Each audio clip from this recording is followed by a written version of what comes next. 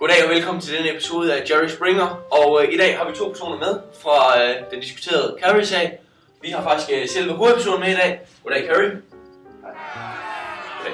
Og så har vi også en af de overlevende med, Susie. Hej. Ja, og selvfølgelig som altid i dette show har vi vores kære security-folk med. Security. Nå, skal vi ikke bare springe direkte ind i det? Carrie, hvad var det helt præcis, der skete den dag? Jeg kunne ikke styre min kraft. Jeg gik amok. Ja, og Susie, kan du så fortælle, hvad det helt præcis var, det resulterede i? Han brækkede min arm.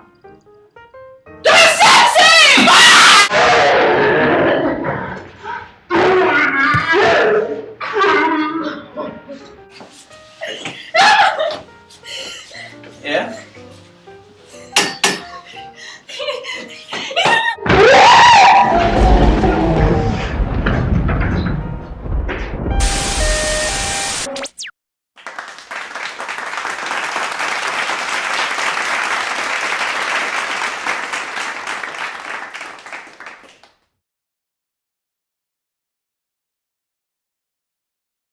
Sådan noget.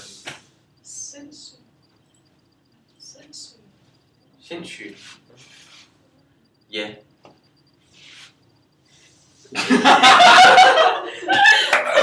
Og jeg skal ikke snakke. Hvis vi kigger, Han brækkede min arm. det gjorde han i hvert fald. Ja.